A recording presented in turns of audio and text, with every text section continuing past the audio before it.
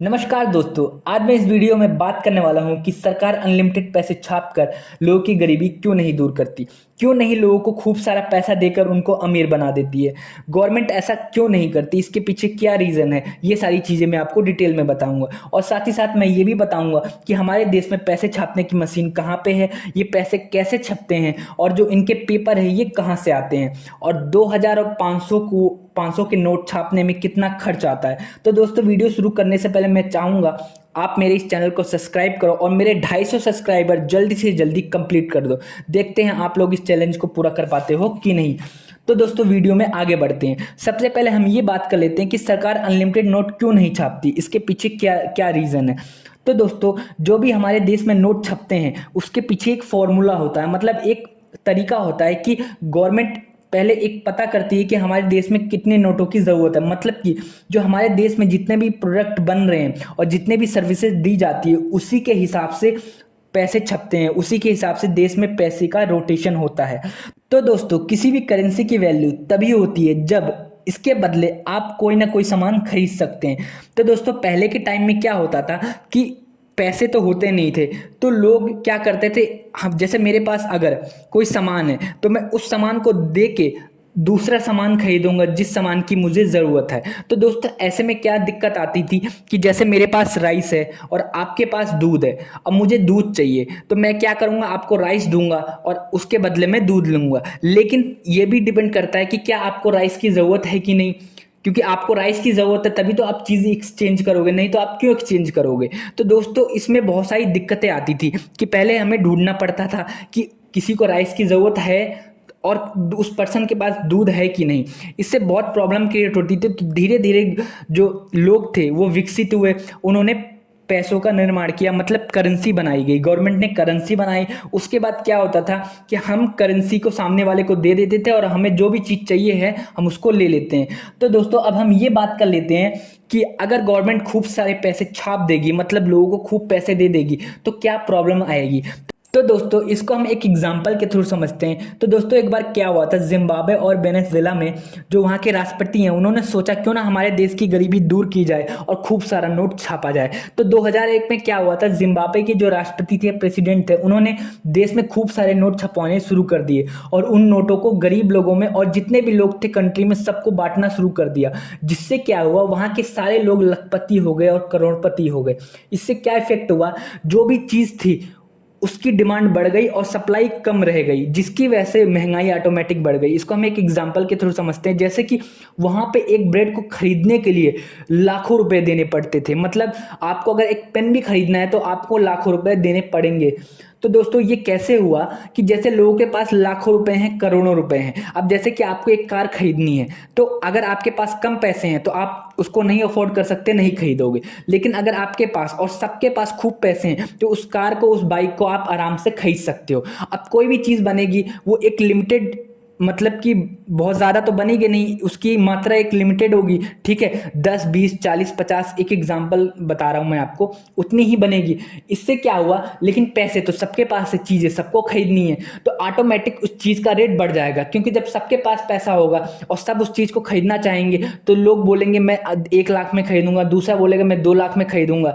तो जो कंपनी वाला होगा ऑटोमेटिक उसको ज़्यादा रेट में ही बेचेगा, क्योंकि उसके पास माल कम है और डिमांड ज़्यादा है, तो अपने आप उसके प्राइस बढ़ जाएंगे। दोस्तों, एक चीज़ और, जैसे कि जो भी वहाँ के लोग हैं सबके पास खूब सारा पैसा है, तो इसकी वजह से वहाँ पे कोई काम करना नहीं चाहेगा। मतलब लोग काम क्यों करते हैं, पैसे कमाने के लिए, अपनी ज़रूरतों को पूरा करने के लिए। जब आपके पास खूब सारा पैसा होगा तो आप काम क्यों करोगे, या आप अगर काम करोगे करोगे भी तो अच्छा काम करोगे, छोटे लेवल का काम आप करोगे नहीं। और जैसे कि आप लोगों को पता है कि इस दुनिया में, इस धरती पे हर काम की एक वैल्यू होती है और हर काम ज़रूरी है, चाहे वो छोटा हो या बड़ा हो। कोई भी चीज़ अगर बन रहा है, जैसे लोहा अगर कट रहा है तो उसको काटने वाला भी चाहिए। अगर कोई नहीं होगा लोहा काटने वाला तो आगे जाके फाइनल प्रोडक्ट कैसे बनेगा। अब जिसके पास खूब पैसा होगा वो मेहनत का काम क्यों करेगा। इससे क्या होगा कि लोगों को खूब सैलरी देनी पड़ेगी, ठीक है, कि लोगों को खूब सैलरी देंगे तभी लोग आके उस छोटे काम को भी करेंगे। तो इससे ऑटोमेटिक महंगाई बढ़ेगी बढ़ेगी, क्योंकि आप ज़्यादा सैलरी दोगे तो उस फाइनल जाके जो प्रोडक्ट बनेगा आप उसको ज़्यादा में बेचोगे, और लोगों के पास ज़्यादा पैसा होगा तो लोग ज़्यादा पैसा देंगे कि भाई मुझे ये चीज़ चाहिए, ये चीज़ चाहिए। ऑटोमेटिक इससे क्या होगा, जो गरीबी मतलब कि जो महंगाई है वो बढ़ जाएगी।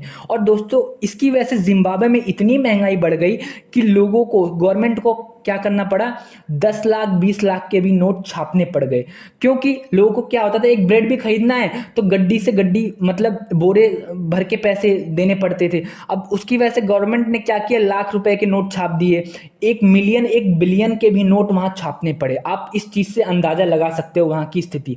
और दोस्तों वहां की स्थिति इतनी ज्यादा खराब हो गई कि वहां की जीडीपी हद से ज्यादा नीचे गिर गई। और वहां जो डॉलर की वैल्यू थी, मतलब वहां की जो करेंसी की वैल्यू थी डॉलर के मुकाबले इतनी ज्यादा गिर गई कि आप उसको पढ़ भी नहीं सकते। अगर आपको दिया जाए पढ़ने के लिए, आप उसको काउंट नहीं कर पाएंगे कि उसकी वैल्यू इतनी ज्यादा गिर गई। तो दोस्तों इससे आप अंदाजा लगा सकते हैं कि अगर गवर्नमेंट ने सबको पैसे दे दिए तो कितना बुरा प्रभाव पड़ेगा देश की जीडीपी पे, देश की अर्थव्यवस्था पे। इसलिए गवर्नमेंट एक फॉर्मूला अपनाती है किसी भी करेंसी को देश में रोटेट करने के लिए, ताकि जो पैसा है वो बहुत ज़्यादा ना हो पाए देश में, और जो गरीब महंगाई है वो ज़्यादा ना बढ़े। तो दोस्तों उम्मीद करता हूँ आपको ये चीज़ समझ आ गई। अगर नहीं समझ आई आप नीचे कमेंट करके बोलिए, मैं आपको और आसान तरीके से कमेंट करके बताऊंगा। तो दोस्तों अब हम ये बात कर लेते हैं कि हमारे देश में जो नोट छापने की मशीनें वो कहाँ कहाँ हैं। तो दोस्तों हमारे देश में 4 जगह पे नोट छापने की मशीनें हैं, जैसे कि एमपी के देवास में, मैसूर में,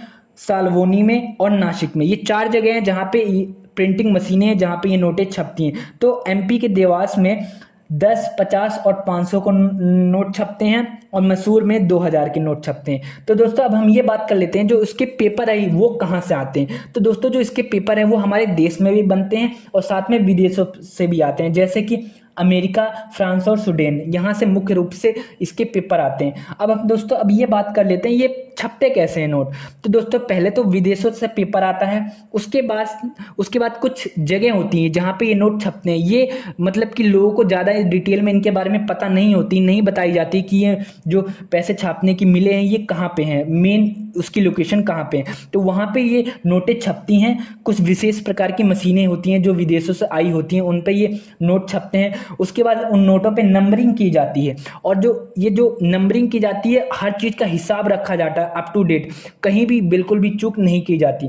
उसके बाद इन नोटों को आरबीआई में भेजा जाता है, जो हमारे देश का सबसे बड़ा बैंक होता है। मतलब जितने भी बैंक है वो आरबीआई के ही अंडर आते हैं। तो सबसे पहले ये सारा नोट आरबीआई में जाता है। आरबीआई इन नोटों को जो उसके अंडर बैंक होते हैं उनमें दे देती है, और उसके बाद बैंकों के थ्रू वो नोट हमारे पास आ जाते हैं।